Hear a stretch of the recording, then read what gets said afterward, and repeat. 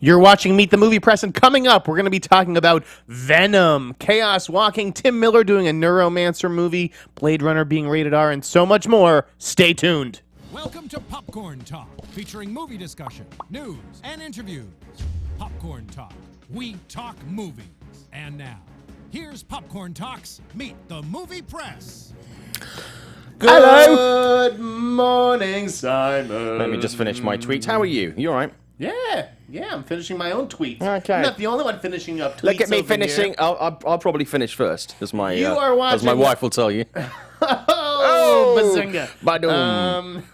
Sorry. You guys are watching Meet the Movie Press. I am your loyal host, Jeff Sneider, editor-in-chief of the tracking board, tracking-board.com. You can find me on Twitter and Instagram at @theinsnider. And with me, as always, is Simon Thompson. You can find me on Twitter and Instagram at ShowbiZSimon, and there's a Facebook page. This is Simon Thompson. Guys, like that Facebook page, because there's all kinds of goodies that Simon puts out on that platform. All kinds of stuff pops up there. That's just reminding me to write something down. Remember when those nude photos of you leaked? That was I'm really sorry awkward. about that. Yeah, I still liked it. You can though. zoom in though and see still it. gave It was it a fine. like. It just took a lot of zooming. Where do you want to start this week, big guy? Okay, should we start off with some Star Wars stuff?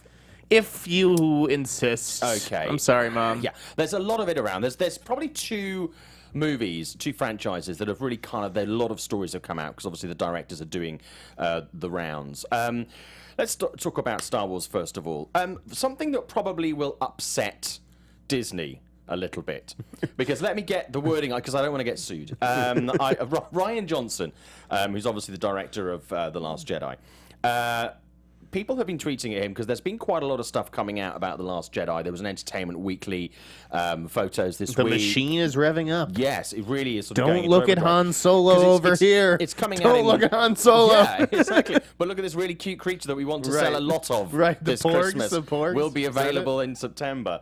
So basically people are going, I'm kind of seeing a lot of stuff right now that I don't really want to see. So Rian Johnson tweeted, more stuff is coming. That's the nature of the beast. But I fully endorse avoiding everything you can from now until December.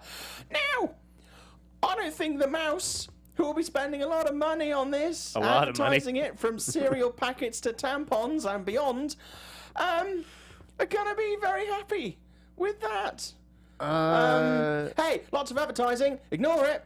Ultimately, how many people are following Rian Johnson? Does it say? 377,000 people. Okay, that's a who fair. are probably all going to buy a ticket regardless. Right. So if 377,000 people don't, let's just say they're like, now the movie's just off their radar completely. Well, that's only $3 or $4 million.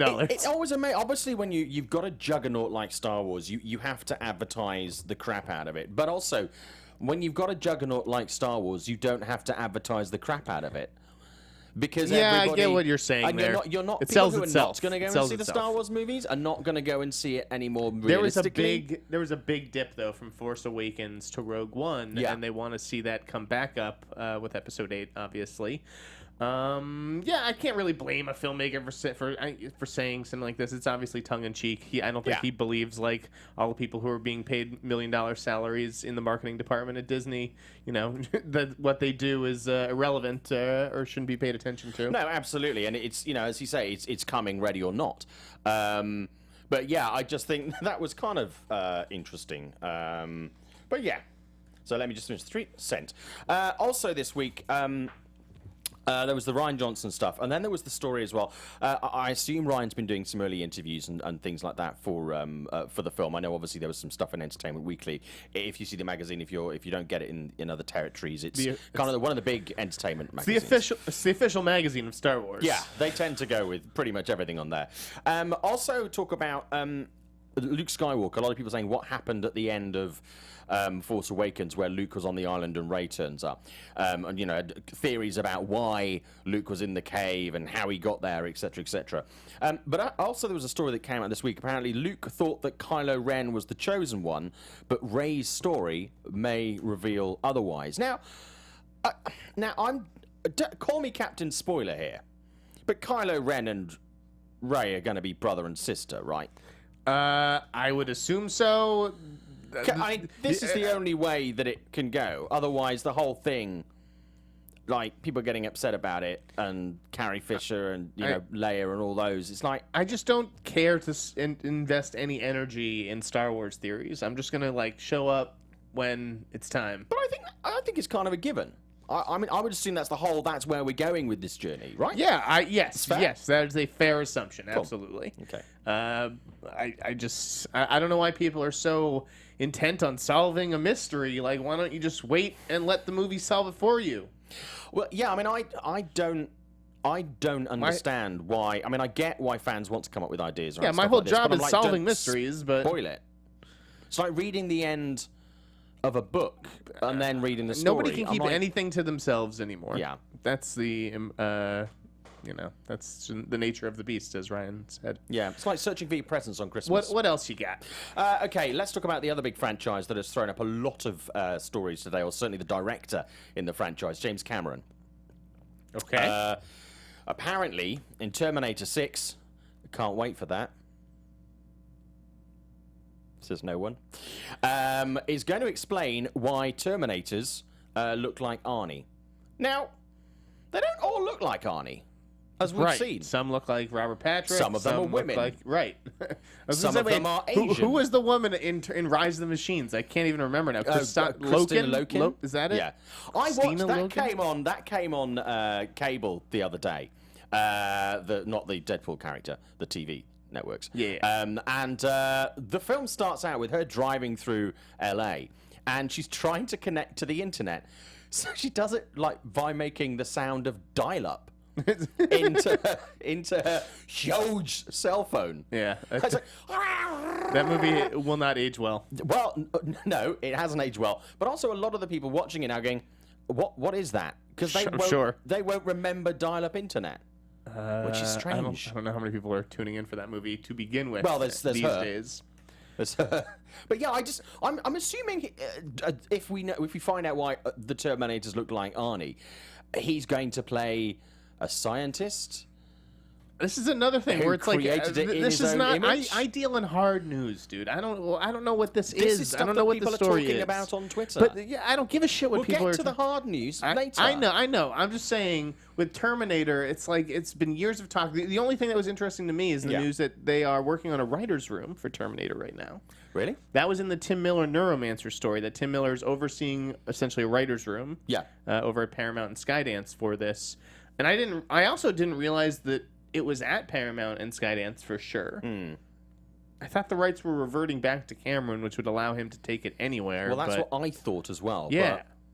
So, like, that's the shit I'm interested in talking about, not about why the Terminators look like Arnold Schwarzenegger in the future. Like, that's the difference between fans on Twitter and us, who are professionals. Yeah, but people are still talking about it, so... Yeah. If they're talking about it, but I think we need to discourage people from talking about certain things because it's just a waste of breath. That's impossible. No, we can influence the conversation here. People want to know. People are interested in this stuff. If you're in, okay, I'm going to watch the chat. If you're interested in this, let me know. If you're not interested in it, if that kind of stuff, let me know in the chat, and we won't talk I about think it's a difference of like, are you interested in the kinds of like stories built around? Well, so and so says this, and so says that, and the truth is, no one knows jack fucking shit because. So-and-so, whoever like was saying it, they're not in the writer's room, are they? I don't know. No, I don't think so. Okay. I'm just saying, I don't know, fan stuff, man. Fan stuff. Blog stuff. Well, fans watch this show. So, that's... We just gotta... that's kind of... There's kind of the audience. Some breaking news. Okay. Not movie news, but Gypsy got canceled at Netflix. Oh. The Naomi Watts series. Did you watch that? I have not watched it. Neither have I. I did not read a lot of good things about it, though. It's funny. We are... I actually spoke yesterday with Ed Douglas, who's going to write something for the tracking board about Naomi Watts. Okay. He used to do these career therapy. Yeah. This column that Ed used to have. And I think he's going to bring that back for the site. And I think we're going to start with Naomi Watts. And I think this is an amazing news hook to do it with. Let's move on to the next story. Okay. Let's stick with Tim Miller. Okay. Now, are you familiar with the book Neuromancer? No, not even slightly. You never heard of it? I've heard of it, but I'm not familiar with it. Yeah. I never read it either, and honestly, trying to figure out, like, the log line seemed very kind of convoluted, but I guess if someone did a log line for The Matrix before we all saw it, it would have been like, what are you talking about? A red pill, a blue pill? So Neuromancer, one of the classic cyberpunk stories. Tim Miller is going to be taking it on as he waits for Terminator to be ready. I think Neuromancer is way down the line. It doesn't have a writer. Are you excited to see what Tim Miller could do with a big sort of cyberpunk Matrix-ish movie, or kind of? It doesn't. I mean, unless. For me, I think that kind of thing, it really excites me or interests me when you find out who is going to be in it or who the director's going to be. You know, that, because at the moment, it's like there are a lot of ideas that are great ideas, but either don't get a good cast and turn out to be not good movies or not good directors. So, I mean, I like the idea and I like the way that it's going. You really liked Deadpool, didn't you? Yeah, I did. I'd be interested to see what can happen with it, but I'd like to. I don't know. It's clear that Fox is eager to stay in business with this guy, though. Yeah, no, absolutely. They want to keep him busy. I'm not surprised because his films are good, and Deadpool did very, very well for Fox. And if you can have a sprinkle of what he brought to that on a new project, especially when you're trying to take something potentially new, which could potentially turn into a franchise. That's the thing. I think something like Neuromancer is basically in a race with something like Snow Crash, and I'm not exactly 100% sure how the two are different. I just know that they are both classic cyberpunk adaptations, and whichever one sort of gets to the screen first, I think is going to have a big advantage. There's going to be benefits to that. God, Snow Crash has been in development for ages. Yeah, I mean that's another case in point. It's like sometimes these things, they do sit there and they're kind of in gestation for a while and they don't really kind of work. I mean, there have been quite a few hits and misses over the years with this kind of thing. When you start going, a bit Matrixy, that kind of this kind of tech Matrixy kind of stuff doesn't always work. No, but I don't know. Tim Miller seems like a guy who's sort of ahead of the curve a little bit, especially now that he's sort of teaming up with Cameron. Yeah. So yeah, I don't know. I think it could be pretty cool, Neuromancer. Yeah, it could be really interesting. Listen, it's better than Barbie and half the other franchise shit that's in development around town. Yeah, Barbie is something that really does not excite me. Well, it's not supposed to excite you or I, Not as professionals. It's not just about the fans; it's about the professionals as well. Right. A wise man recently said. He was very wise. Yes. Let's talk about Riz Ahmed. Yes. So Justin Kroll over at Variety. Yeah. Broke this story about Riz Ahmed being in talks to join Venom, starring Tom Hardy. This movie is in this. Is it in the Spider-Man universe? But it doesn't feature Spider-Man. Needs to put something out there that is clear on it. They don't have to give too much more away. Right. But I think they just have to be very clear on where this sits and everything. Because again, he's talking earlier about fans. A lot of people are kind of making assumptions or putting what they would like to see onto it. And what we do know at the moment is obviously Tom Hardy is in it. Riz Ahmed is signed up or is in talks to do it. And it looks like he could be Carnage. That's what it sounds like to me. But there was also this week when there was someone, I can't remember which outlet it was like they joined Tom Hardy in Venom. And I'm like, well... Tom Holland, you mean? Tom Holland, yeah, sorry. That's just probably a typo, honestly. It was... But there has been... there hasn't been clarification that this... Well, there's been mixed communication about whether this will or will not... Yes, on that front, yes. Yeah. But I think someone writing Tom Holland instead of Tom Hardy is just an honest mistake. I don't know. I don't understand. What do you think is behind it? That someone thought Tom Holland has inside information Venom is that Tom Holland is going to be in within the Spider-Man universe. You don't think that's anything more than just a coincidence, like the Tom H's? Like, do you think that's... We don't know whether Spider-Man is going to be having anything at all to do with this and where it's going to fit into anything else. I don't think that he is. And as of right now, he's certainly not in it. So anyone who wrote Tom Holland was just making an error. You know what I mean? Okay. Okay, so I think that this role is Carnage. I think it's going to... I don't know how it's going to be treated. If it's going to be treated like a reveal in the film. If he's going to be playing a different character. And then all of a sudden at the end gets infected with the whatever thing that... the symbiote that is Carnage. I don't know what the fuck Carnage is. I don't know my comic books well enough to have this discussion.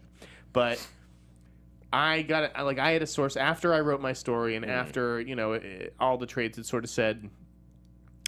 we've heard it's Carnage, but sources are saying it's not Carnage. I had a source who would kind of be in the position to know, and he was like, "By the way, Riz is playing Carnage, bro." And I trust that source. Of course, could they have changed the script since he last saw it? Yeah. But I do know that they were looking for Carnage for this for a while. Anyways, so I write this story, and I write how I think Riz Ahmed is a chameleon of an actor. Yeah. Kind of having a little fun with it. Costume is the chameleon. And everyone, and I swear to God, I get a Google alert the next morning, and it's like, could Riz Ahmed be playing the chameleon? Nowhere in the piece did I suggest he would be playing the chameleon. Yes, I used the word chameleon on purpose to have a bit of fun, although I do think he is a chameleon of an actor, because we don't know what kind of Riz Ahmed we're going to get here. Yep. The little scrawny pipsqueak from Nightcrawler? Or the dude who fucking jacked up in prison at the end of the Night Off? Yeah. There's...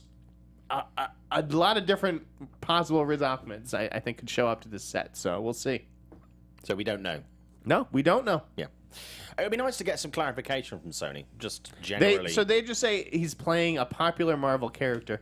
I didn't ask if he was playing Carnage, nor did they deny it. It's weird that they had to that they were sort of clarifying that about it's a popular Marvel character. Well, I imagine you wouldn't... I imagine you wouldn't cast him as an unpopular Marvel character. No. Brian, who works in sales. It's things like this that are just like, huh, okay. Yeah. So, I don't fucking know. So you're right, though. You're right. They should just come out with it if it is Carnage. Someone, or people in the chat room have been asking, in the chat, it's not really a chat room, that sounds really weird. I feel like I was grooming people then.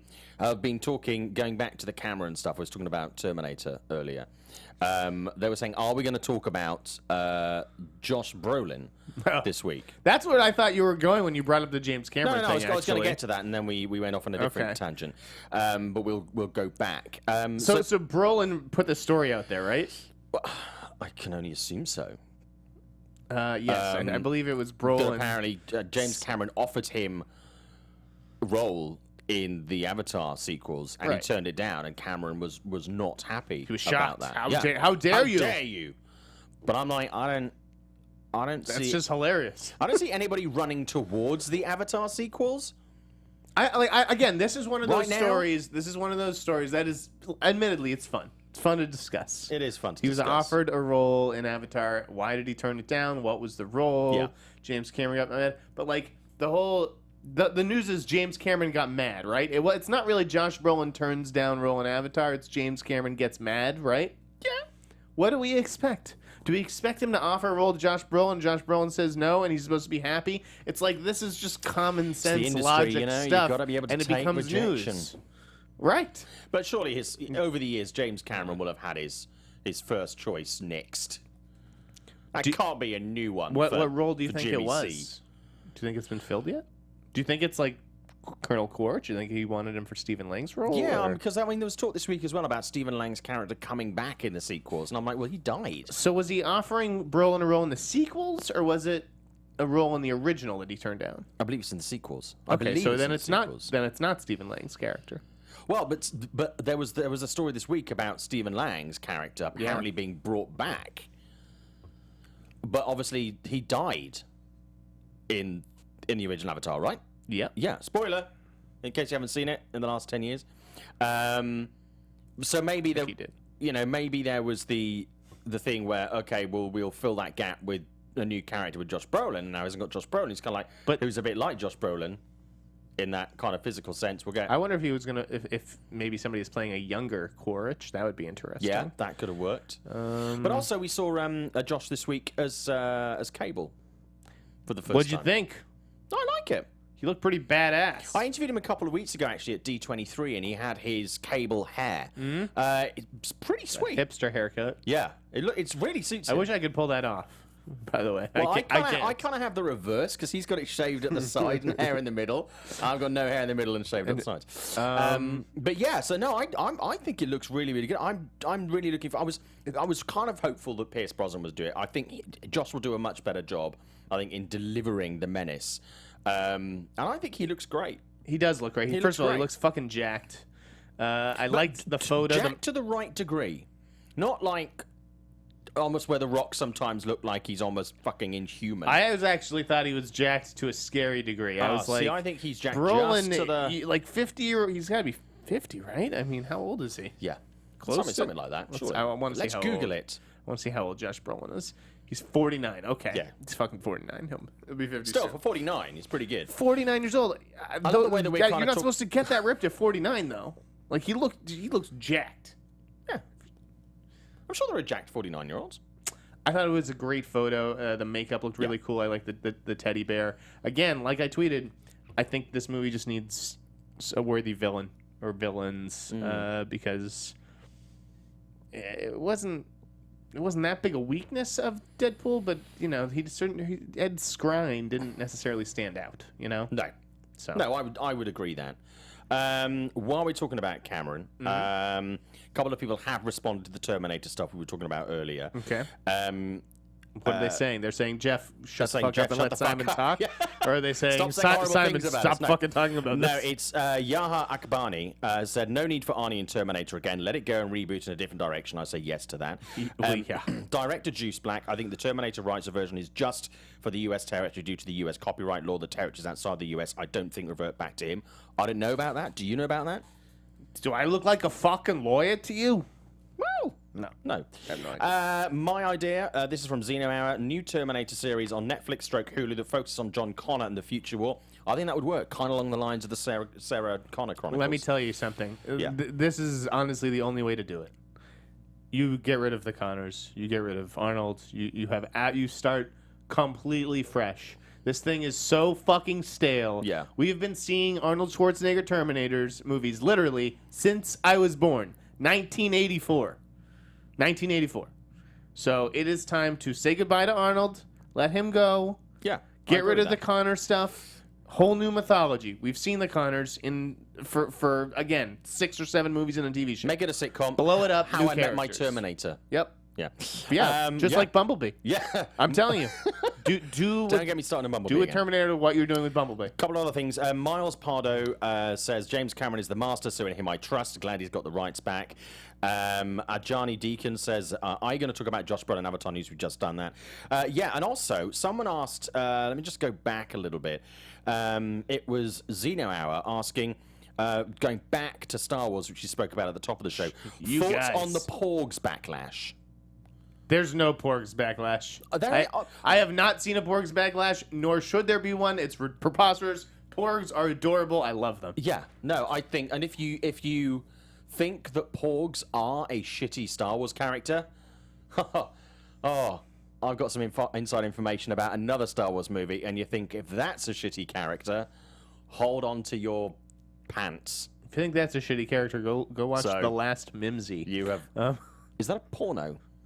Yes, actually. Okay. Sounds like a porno. The Porgs are adorable. Get out of here with that shit. They are super cute. They're going to be the memes that you're going to be seeing for the next 9 Blade Runner's months. rated R. Yeah, saw this week. Very excited. Bit of a birthday treat for me. It comes out when I turn 20. I gotta say, I'm a little surprised. This movie is expensive. Yeah. This is an expensive movie. I was having a conversation with one of my high school buddies. We were having a movie podcast, but he doesn't know movies. Right. I mean, he likes to think he does, but he doesn't. He'd never heard of Blade Runner. And here's the thing. I don't think he's alone. Does he live in a cave? He's a lawyer in D.C., but, like, honestly, when I think of my high school buddies, I bet maybe 1 or 2 have seen Blade Runner out of 11 guys. My brothers, they haven't seen Blade Runner. My parents, they haven't seen Blade Runner. Your dad would love Blade Runner. I would love to hear your dad's commentary of Blade Runner. I think this is a real fucking risk for Warner Brothers and Alcon. I can't wait to see how it performs, how it's going to open. And the R rating only serves to be more restrictive, although it suggests a cooler movie. So, I don't know. I mean, I'm Blade Runner. When I first saw Blade Runner, I hated it. I really hated it. I'm not a big Blade Runner fan myself. But I watched it many, many times, over sort of the following years. And I really like it now. It's not one of my favourite films, but I do really like it. It looks gorgeous. I'm genuinely really excited about this. I am glad that, from the look of the film, I think the fact that it's going to be R-rated, I think, is going to work very well. And having previously experienced, obviously, it might affect it in different markets because the rating systems are different, say, in the UK, for exactly who has access to these films. But R-rated movies over here, I remember, I've told you this story previously, where when I went to see Deadpool on opening week with my wife and some friends, there were kids in there who were like, high school, and possibly younger, and their parents were taking them to see it. If you're an R-rated film in the US, it doesn't stop you taking younger people in there. It just means you have to have someone, for those people who perhaps aren't aware of the rating system over here, you just have to have someone who is 17 or older to go and see it with you. So what Simon is saying is that he will take any 17-year-old to see Blade Runner. No, that would be like, just just DM Simon and he will escort you to the theater. No, can you imagine, like the Pied Piper of pedophiles? Yes. No, that is, let's go see please, Blade if you're Runner. 17 or anything around that age, unless you're an adult, don't contact me online and ask me to take you to the theater, because don't. That's a very bad idea.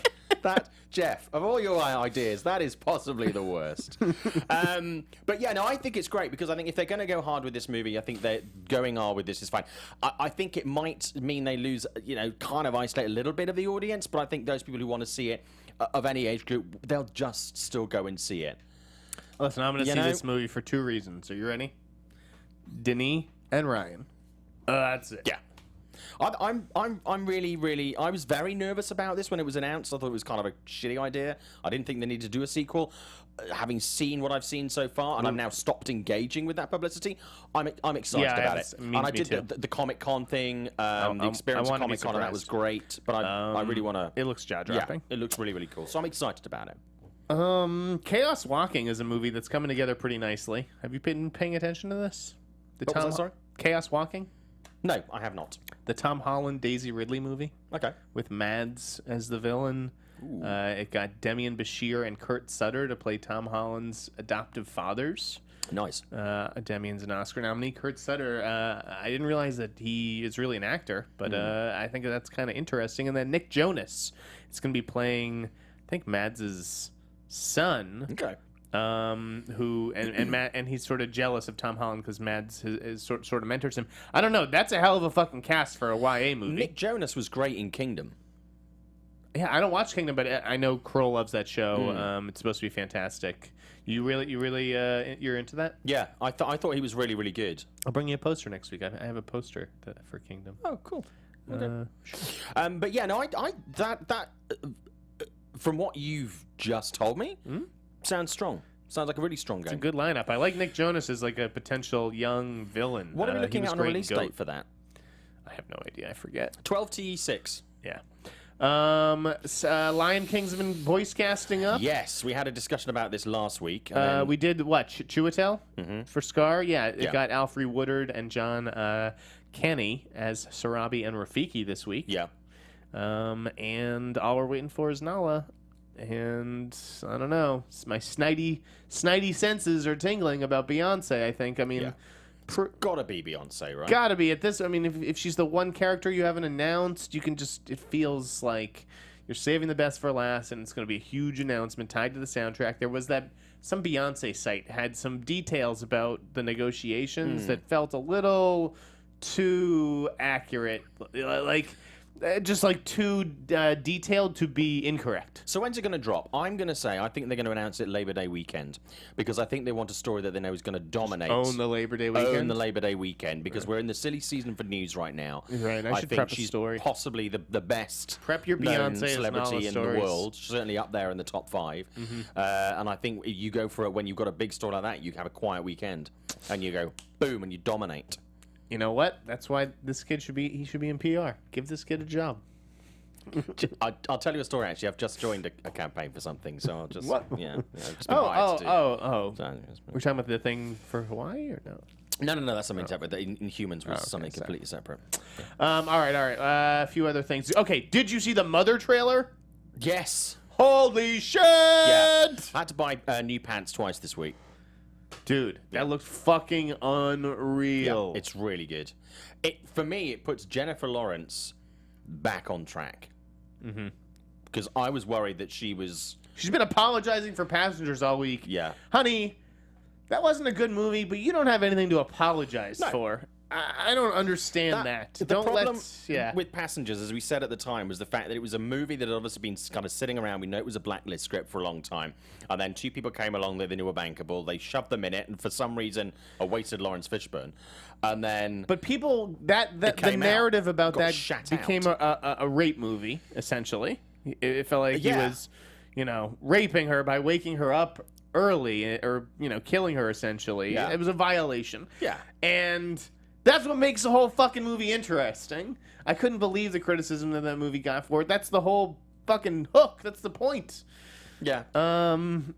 It would be the same movie without that, and I don't think that she has to apologize for the backlash against that. She chose a very highly touted script and a very highly regarded co-star and a hot filmmaker. So, yeah, crazy. Anyways, the Mother looks terrific, and it's probably, I don't know if it'll put her back in the awards race. The Academy always discriminates against horror movies, and to be clear, this looks like a fucking horror movie, right? I would class it as a horror movie, yeah. Looks like Rosemary's Baby. Yeah. It looks like Javier has moved her out to a remote house. They're going to have this lovely lifestyle, and then people start showing up at the house one at a time, and it's because they know... she's gonna give birth to something, probably. I don't know the specifics, and I love that Paramount has kept a lid on it, and that we don't know too much about it, and it has an air of mystery to it. This seems like a really fun film. When I got the email this week, it was like Mother trailer. I was like, is this like about Mike Pence's wife? Because he calls his wife Mother. I was like, I don't want to watch that. It's a good joke. Yeah. Don't worry, there's plenty more where that came from. A lot of Mike Pence humor here on Meet the Movie Press. If you want where movies meet Pence. Meet the movie Pence. Come on. I'm trying. Yeah. I'm trying. Come on. I appreciate that. I'm very trying. The Mother looks great. Yeah, watch it does that. look Go watch that trailer. Talking of trailers. Yeah. We'll get back to Jennifer Lawrence in a second. Yeah, the Netflix there was one. another trailer that dropped this week. Our Souls at Night trailer. Now, say it slower. Our Souls at Night. But say it faster. this is the thing. In the UK, you'd say Our Souls at Night, which is Arseholes at Night. Arseholes. Right. Assholes at night. Arseholes at night. I could maybe a little Boston to it too. Assholes at night. Assholes. Yo, can I have 2 for assholes at night? Assholes. Somebody in marketing maybe didn't think that through correctly. It's based on a bestseller, right? So, yeah, but maybe a lot of people who bought Arseholes at Night did. That'll be the parody. under That'll be the false porno pretenses. version. It could be like an Arseholes. older, a mature porno. Yeah. Assholes at night. I like that. Yeah. I actually Sounds like think a you're onto nature something program, there. doesn't it? This was a very nice trailer. There were no words in it, I don't believe. It's No just arseholes either. her. It's just Jane Fonda. There were no assholes. Jane Fonda is just nuzzling up to Robert Redford. And it's this very sweet moment. And reading the description of it, it's about a guy who has lost his wife and his neighbor who has lost her husband. And, they know they've only got so many years left. And this is their twilight years. And it's like, shit, let's make the most of it and shack up. Yeah. Rather than be lonely, living next door to each other. I think that could be a pretty good hit with the older audience. Which, you know what, if they can figure out how to use Netflix. Yeah. Well, I can see them. I can see all these people who aren't very clear with the internet are going, Google Arseholes at Night. Oh my God! Oh God! Put safe search on. You should start a Tumblr. I should do. That'll be good. I won't be working on that campaign. Do box office. Okay, we'll get that. But after we were talking about Jennifer Lawrence a second ago. Okay. Lionsgate CEO John Feltheimer. Do you remember about a year ago he said, what we're going to do with Power Rangers is we're going to make like 7 of them. Yeah. Yeah. Well, this time in his company address, he said there could be more Twilight and Hunger Games movies. Hey, you got to tell investors something, because right? there are plenty of stories to tell. Now, I don't I mean, yes, I get that there are more stories to tell in those worlds. I don't know if audiences really want to hear the stories. I mean, if you, I think, are there new Twilight people? Are kids like still reading Twilight, or was that just a fad? That's the thing. I don't think they are, and I think that audience has moved on, and I'm not sure the new audience for those films would be particularly invested. And I think a lot of people were invested in that because of Edward and Bella, not necessarily because it was they loved Twilight or they loved so many of it. Do you see what I mean? Yeah. And I think if you've got to have a really good idea to want to take that forward, and you've got to find a new audience for that. And I'm not entirely sure that audience is currently there. And more stories in the Hunger Games universe, isn't that kind of just going to be more Hunger Games with different people in it? Because the whole idea of the Hunger Games is that they're in the Hunger Games. So that's just more Hunger Games rather than new stories and new characters. I don't see Jennifer Lawrence returning to the Hunger Games. No. In any shape or form. Definitely not. I mean, maybe Josh Hutcherson might come back, but I don't know. I don't know if anybody would come back. I don't know. The general response that I just got don't online from people was, no, I don't know. Who cares? I don't care about Twilight. I never saw a Twilight movie. Never. And I guess the first one's actually okay. I saw every Hunger Games movie. Yeah. And yeah, by the end, I was done with it by the end. Yeah, by the end, it was like, holy shit, get me out of here. Yeah. But they've tried already with the Divergent stuff, and audiences weren't engaging in that. I think the whole YA kind of film stuff is really, there've been a lot of films in the YA genre that have really done badly over the last couple of years. We'll see how Chaos Walking does. That bubble's burst. YA has become a much like a lower budget thing, like the everything's, and you know, like that early June slot. I know Chloe Grace Moretz had one. Fifth Wave. No, not that one. Year? It was the other. It was like, you know, sick weepies and stuff like that. Oh yeah. I mean, the Fifth Wave was a bomb, but that was a January or February movie. I'm talking about the June one. Anyways, do you want to do box office now? Yeah, please. Okay, fine. Please. So, three kind of bigger films coming out this week, major releases. Let's start first of all with The Glass Castle. I know one of your guys did a review on the tracking board for this. What did they think? I think they gave it like a B-. Okay. It wasn't actually that bad a review. I thought it was okay. I didn't. I saw it a couple of weeks ago. I didn't really blow me away. It's looking at quite a soft opening of about 5 million this week, which I think is kind of about right. I don't really see it. Another not good movie for Naomi Watts, which is a shame because it's actually a really, really good and interesting story, and there are some really good and interesting performances in it. It just, for me, for something that's meant to be emotional and touch you, I didn't find it particularly emotional, and it didn't touch me. It's about breaking the cycle of abuse. alcoholism, right? And I think if you probably connect to that story, you will feel more about it, but it didn't work for me, which is a shame.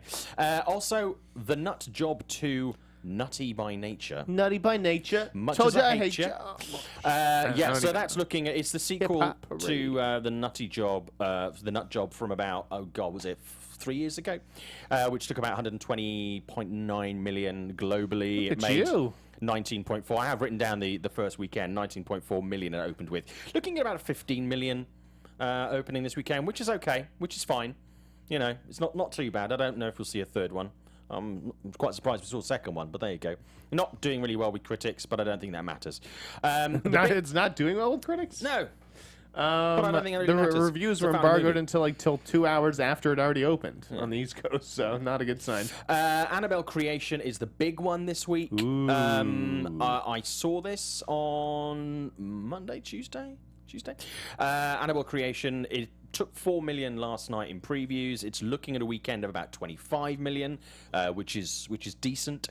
Comparing it to the previous openings in the Conjuring universe, Annabelle, the first one, which was terrible, 37.1 million.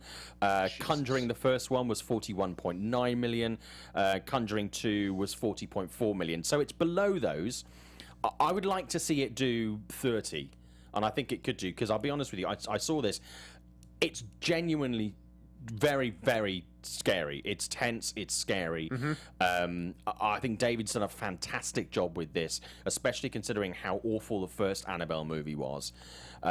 He's really revitalized this Conjuring universe. I did not like The Conjuring 2. I did not like the first Annabelle movie. I really liked the first Conjuring movie. It's more like The Conjuring, in tension and everything. The great, I've heard this one's a lot better than the first one. It's not just a great movie in the universe. It's a really good horror movie. Really, really good. I've heard it's Drew reviewed it yesterday for us, and he said it was okay. No, I really that the scares were very proficient. Yeah. But once you figure out how they're designed, it's not that scary, and he just didn't care about the family.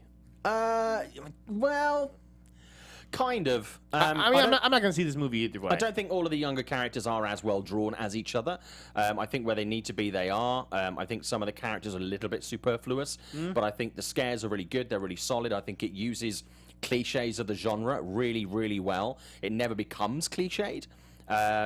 But I think it's David's done a really, really good job with this. And I would like to see him, if they do another Annabelle movie or another one in the Conjuring Galaxy, I would like to see him involved in some way. Lights Out was great. This is great.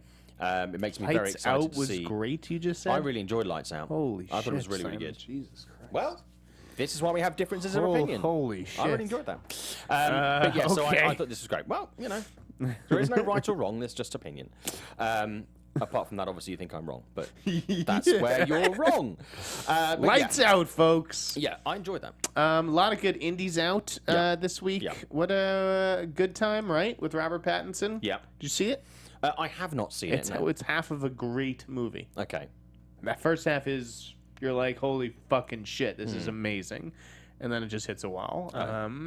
Those guys are talented, though. Keep an eye on the Safdie brothers. They are going places. The Trip to Spain comes out. I do want to see this. Yeah. This may be my favorite British film series. I mean, Steve Coogan and Rob Brydon just doing impressions and ragging on each other across the world. Doesn't get better than that. Yep. Ingrid Goes West, I believe, is out this week with Aubrey Plaza and Elizabeth Olsen. Yeah. That's a really good movie. Did you see that one? I have not seen that one. Dude, check that out. Didn't get invited. See, you're... man. Speak up. Call me on next time. Will do. Call around. Will do. And I think Wind River is expanding too. Did we talk about that one last week? We touched on it last week. I haven't seen that one.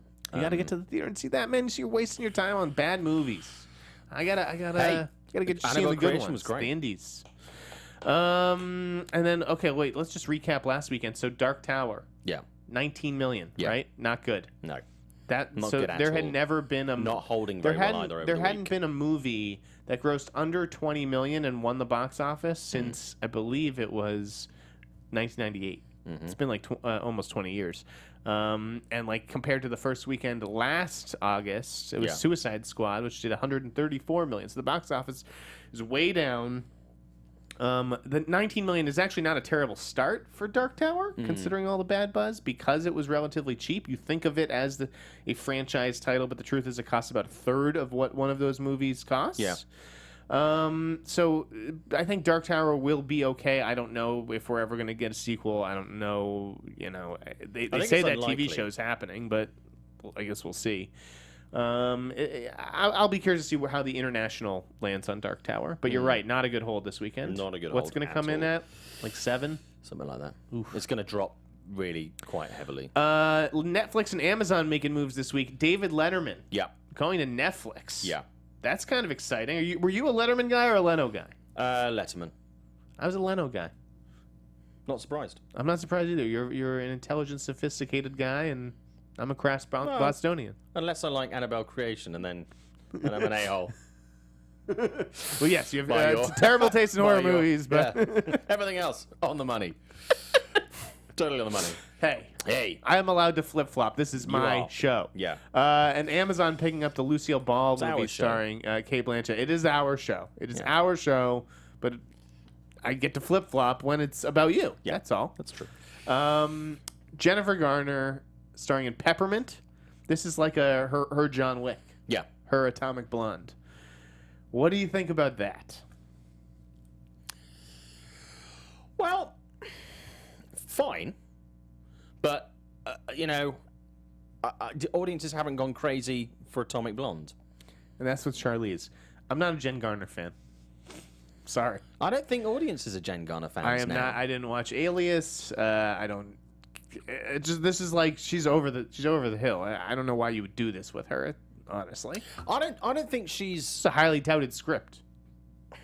It's an odd choice, and I think if you Charlize Theron is hot again right now, and if audiences aren't engaging in Atomic Blonde in the way that perhaps it was thought that they might do, if you've got Jen Garner in the lead role for that kind of thing, you're not starting. She looks like she's in great shape and takes care of herself and everything. She's not a featured draw at all. I don't know why. Her age has nothing to do with it for me. I just don't think she's that. Not many people go, I'll tell you what we need more right now of Jennifer Garner movies. She's a little TV for me. I don't know. I get the fact that she wants to reinvent herself. Obviously, after Elektra, she then went and she did loads more. I think she's just trying to beat Ben at his own game, stuff like that. It didn't work last time, did it? With Daredevil and Elektra. That was a long time ago, and this is obviously a very different kind of thing. Peppermint is supposed to be pretty cool. I was just surprised that they ended up going with Jen Garner, considering how many to prove us wrong, big actresses there are. I'm not feeling that. I feel like Amy Adams is looking to do something like this too. I wouldn't be surprised if we saw Amy Adams ass kicker. Everybody wants to be like that Emily Blunt now. Yeah, that Emily Blunt Edge of Tomorrow role is going to be very popular. Margot Robbie's doing. Something like that too, I broke the news this week. Nicole Kidman is going to do Karin Kasama's new movie, Destroyer. Yes, very mysterious title.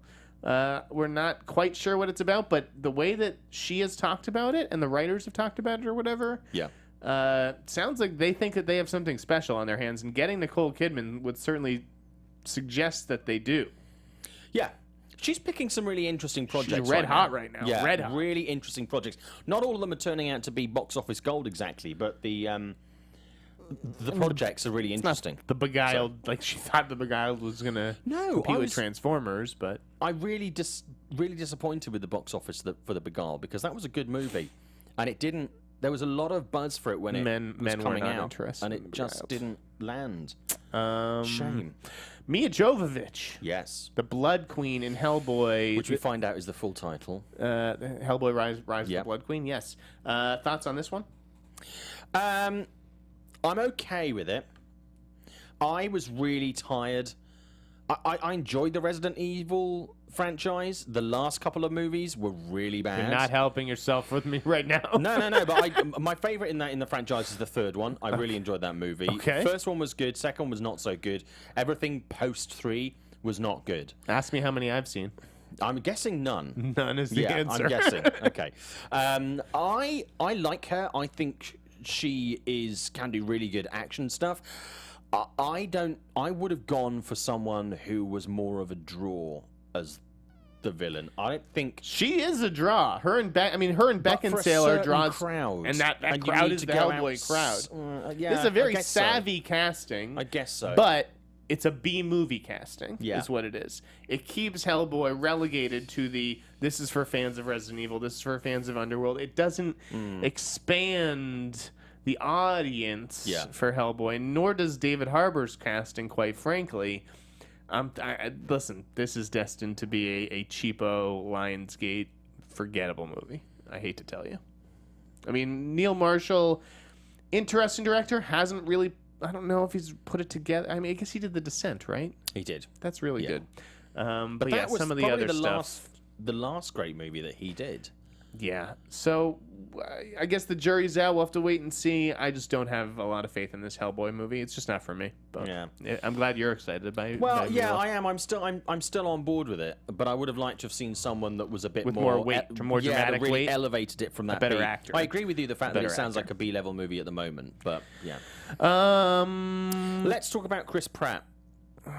Not his relationship stuff. Yeah, I thought that's where you're going with that. Let's not talk that's about right. that. Cowboy Ninja Viking got a release date. What is it, Simon? It's 2019. If you don't know what it is, that does not surprise me. It's amazingly based on a comic book. And Chris Pratt will play the Cowboy Ninja Viking, who is a third cowboy, a third ninja, and a third Viking. Kind of like you. Yeah. People often say that. Yes. You're a cowboy. It's like, yes, I am. But yeah, so he's apparently the only one that possesses all three disciplines, and combines all three. Okay. I mean, this could be great. Director dependent. That's what they call this in the biz. Director execution dependent. We'll see who ends up with this job. I can see this shifting from 2019 and maybe Chris not staying with the project. Yeah, I can definitely see that too. I can see Chris dropping out of this. He's been with it a long time, though. You think if he was going to drop out, he would have already. So this might be his little vanity project that he wants to do, that he wants to stay with for a while. This, to me... Now, when I heard about Guardians of the Galaxy for the first time, I thought it was a stupid idea. I turned out to be horribly wrong. It was Guardians of the Galaxy was a great movie. This, I think, sounds pretty bad. I think unless they do an excellent job with it, they could have a little bit of a stinker on their hands that thinks it's cooler and funnier than it actually is. Again, okay, we'll see. Maybe we'll be talking about it in 2019. Yeah. I am not going to hold my breath. We are hitting the end of the show, so let's just run down some quick headlines. Netflix picked up the Coen Brothers' Buster Scruggs. Yep. That big, ambitious TV project, confirming my scoop that Tim Blake Nelson will play the title character. Netflix also renewed Glow for a second season. Did you watch that yet? I have not watched it yet. Dude, get on that. I'm going to download it on Netflix, and I'm going to watch it. It's a lot of fun. Yeah. Selena Gomez got the last role in that Woody Allen movie. There were 3 leads. I broke the news a couple weeks ago that it was going to be Elle Fanning and Timothée Chalamet. Selena Gomez getting the third role. Very interesting. From Spring Breakers to Woody. Yeah. Melissa McCarthy is going to produce and star in a movie about the first female Boston cops, and it's a drama this time. It's not like The Heat. She already played a Boston cop in The Heat. And that's kind of interesting, right? Can you see her playing, like, actually being in like a fucking cop drama? I'd like to see her doing it. Yeah, you know. And to be honest with you, as much as I enjoy her doing her comedy stuff, I think it needs to find something else to add to it, aside from the fact that she's a larger lady. St. Vincent. She was great. I want to see her do more drama. That was a great movie. If you haven't seen St. Vincent, you really should watch it. I agree with you. Yeah. Seth Gordon, the director of Baywatch, which again did not do very well this year. Did okay internationally. Okay. But domestically, was not I good. have given Seth Gordon his share of shit. I don't think very highly of him as a director, but I will give him props. He signed on to do this movie Tulia, which has been in development for a long time, kicking around Hollywood. That is an important drama, and I'm just glad that someone is picking up the ball and running with it, even if it is Seth. I think it'll be good, a good change of pace for him doing a drama, just like we were talking about with Melissa McCarthy. Yeah. So I wish him the best of luck, and I'm willing to give that movie a fair shake. I broke the news that Chad Hartigan, the guy who did Moors from America, he's going to do this really interesting sci-fi romance for a Good Universe called Departure. Check out that logline on the site. Gillian Jacobs is going to play a teacher having a sexy affair with a student in a beautiful game. Which, actually, there was a story in London about a student who had an affair with it happens all the time. Teacher that had America's the land of that.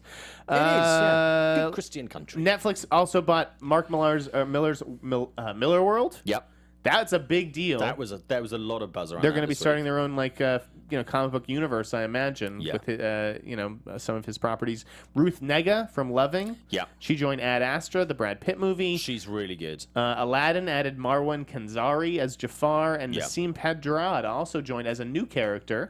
I thought a really interesting spec that we had a listing for on the site it's called The Tape, and it's about the legendary exhibition game that Michael Jordan played with Magic Johnson. Okay. While training for the '92 Olympics. Interesting. So that's cool. I just want a couple quick plugs before we sign off. I thought the Ringers they started a new podcast called The Rewatchables, where they just discuss old movies that are so rewatchable. It kicked off last night with A Few Good Men, and I watched A Few Good Men after listening to the podcast. So definitely check that out. Okay. Rewatch A Few Good Men. Why not? It's a great movie. And it's also number 2.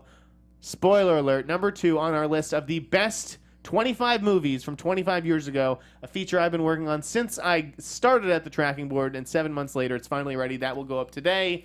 So check that out at tracking-board.com. One more topic I just want to touch on very quickly before we finish. Something a lot of people have been talking about this week is Disney. You were talking about Netflix. Removing their content from Netflix. Yeah, that is a big discussion. What do you think about that? We can't not talk about it. I mean, I think it's inevitable that Disney was going to start its own streaming service. I think all the studios are going to start their own streaming services. I hope that Disney doesn't start splitting them up into, well, you need to pay $5.99 for Marvel, you need to pay $5.99 for Lucasfilm, you need to be $5.99 for Pixar, because that is the opposite. That's why people are cutting the cords, because shit is getting too fucking expensive. So we'll see how much all this stuff costs.